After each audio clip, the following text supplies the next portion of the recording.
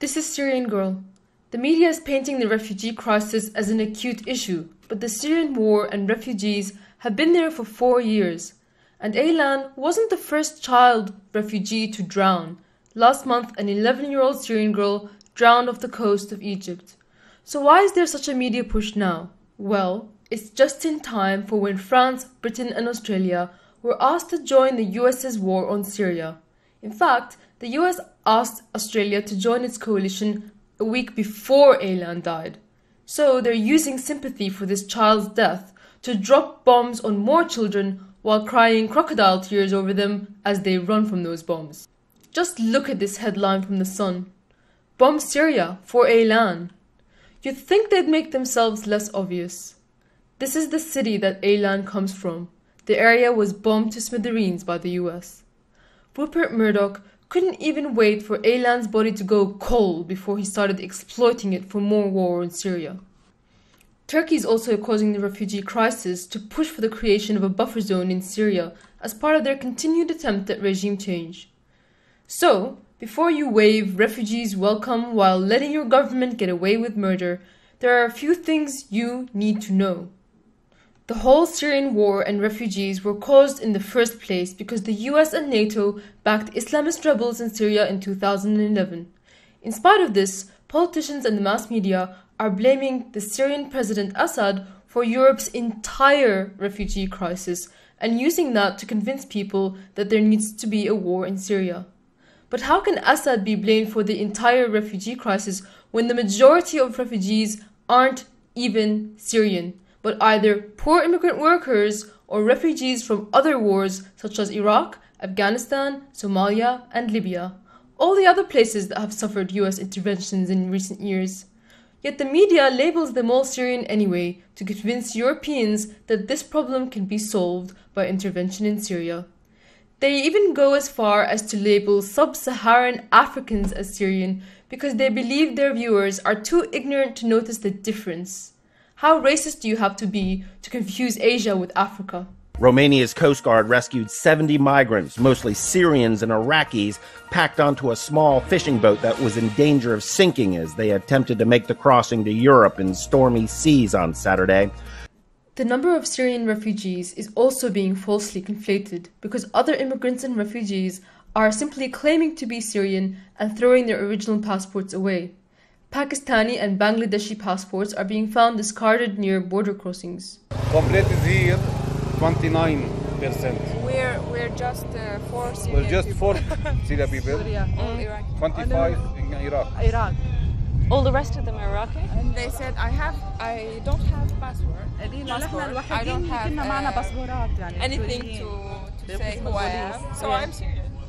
Where's your passport? I don't have, because the government in Germany allowed everything for the Syrian people. You get house, you get money, you get food. So it pays to be Syrian. Yes. And some European politicians are exploiting the war in Syria to push for an open border immigration policy. So was it the Syrian government that caused these refugees?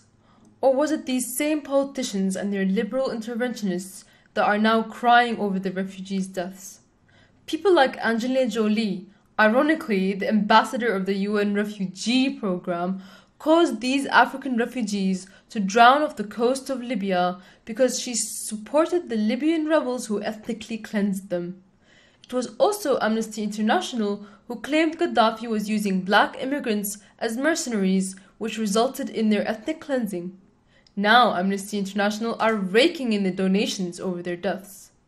It was these same liberal interventionists who in 2011 supported Al-Qaeda-affiliated rebels in Syria, and they dare yell, "Shame, shame, shame," for not letting in the Syrian refugees. How about shame on you for ruining our beautiful country? The refugee crisis didn't start when Syrians tried to cross into Europe, but when Europeans tried to cross into Syria to join ISIS. Syrians are being pushed out of their country while multinational Islamic State moves in from all over the world. But the so-called coalition on ISIS is a lie. The US and its allies have no intention of actually defeating ISIS. Instead of working with the Syrian army, the only force capable of fighting ISIS on the ground, They are preventing the Syrian army from doing their job. Only 4 years ago, Syria was a well-off and prosperous country that even accepted 2 million Iraqi refugees. Now, we've become the refugees. Syrian refugees want your help, yes, but to get back home to their own country. Almost half of Syria's population are refugees, 3 million outside of Syria, and 7 million of them are internally displaced inside Syria. Shouting refugees welcome, while well-meaning, is not enough. You're not going to be able to airlift 10 million Syrians into Europe. Displacing them further from their country is not ideal for anyone. The refugees want to come home. Hear them out for yourself. حلمي هو إنه ترجع سوريا مثل ما كانت، لأنه أنا أول الناس اللي راح أرجع لها، لأنه بعد سوريا ما في، مهما طلعت وفتلت بعدها ما في. My name is Rana. I wish to come back to the lovely country when the war will end. I like the war to be end.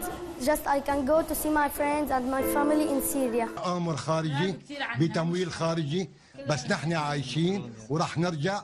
What's happening now? Happening by foreign hands. We are the Syrian. We are a good people, and we wanna complete our life in Syria.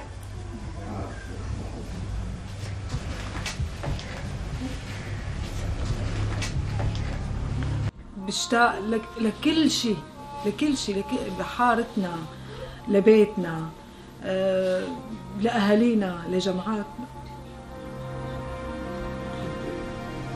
You just stop the war, and we don't want to go to Europe. To help them come home, you need to pressure your government to stop the war in Syria by stopping the US's Saudi Arabian, Qatari and Turkish allies from funding and facilitating ISIS, by ending the political support for Al-Qaeda-linked rebels, and by preventing your government from entering a war against Syria. End the sanctions on Syria.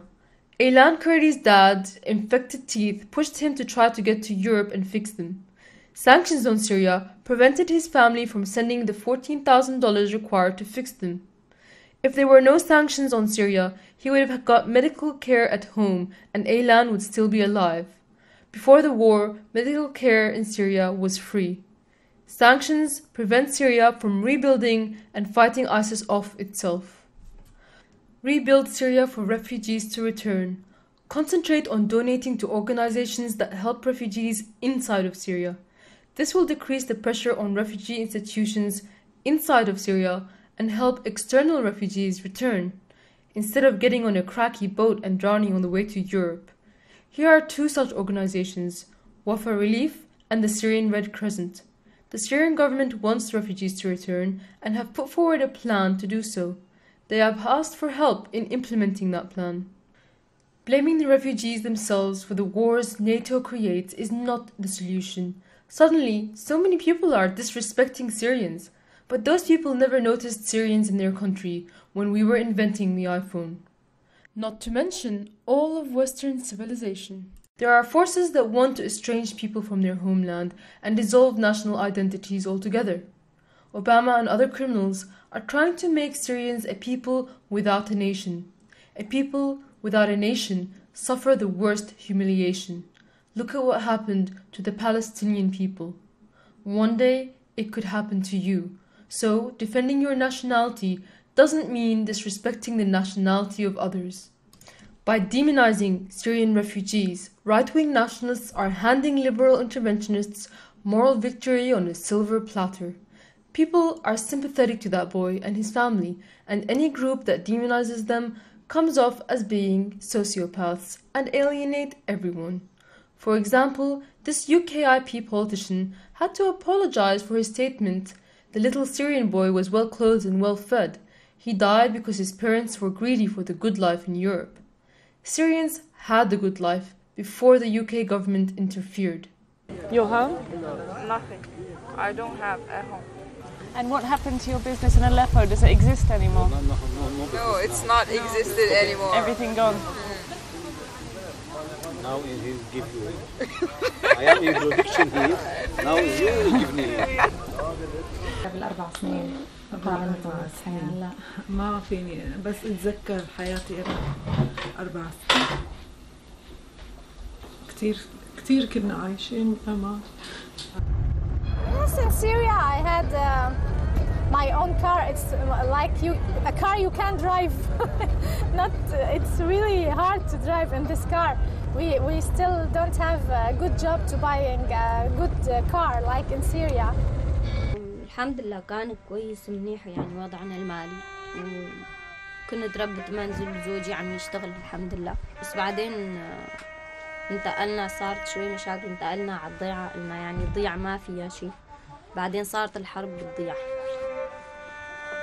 اجت جبهة النصرة مسكوه شهر، أخذوه شهر، كسروا له فكوا. نقعد نتذكر نحن وياهم سوا يعني انه بيتنا كذا، بنحكي هيك شغلات مشان يضل الانسان يعني او الطفل في حنين لوطنه يعني ما ينسى، خاصة هون معي اطفال يعني. People ask me, why don't the Syrians stay in Turkey?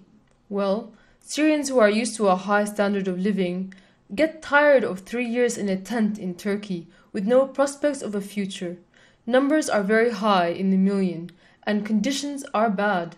Turkey won't improve these conditions but want to continue sending terrorists to Syria.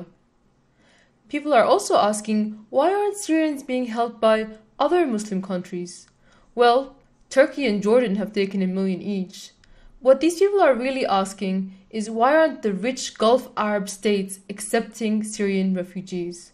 Because in the words of this Kuwaiti politician, we Syrians have a different culture and ethnicity to Arabs. They don't see Syrians as Arab, and they don't accept them as their kin. Since when have the Gulf lifted a finger to help Palestinians anyway? While it is true the people of the Levant have as little in common culturally with Arabs as they do with West Europe, this doesn't change the fact that it is the Gulf Arab states that caused the Syrian problem by backing the terrorists. They won't invest in helping Syrian refugees because they are busy spending the money on ISIS and buying golden toilets. But why doesn't Israel take any refugees? After all, it's on Syria's border and it's in the Levant, Syrian people's historical land. Israel is grayed out in this image as if it doesn't even warrant consideration. I guess Israel is the only country in the world that's allowed to be racist. It's funny to hear Zionists talk about how Europe needs to accept Syrian refugees when they won't even let Palestinian refugees return to their own homes and villages. I've also heard, why Germany, not Greece? Well, I'll let this Syrian refugee tell you. والسبب هو انه ما تميت باليونان لانه ما بتقدم اي مساعدات ولا فيها شغل، لانه هي يعني ما خرجت تساعد شعبها لتساعدنا. The most honorable are the Syrians still in Syria fighting for their country. But how can one blame those that run if they themselves aren't fighting with a gun in their hand? It's time to point that finger inward. Save your nation and stop your governments from starting these wars.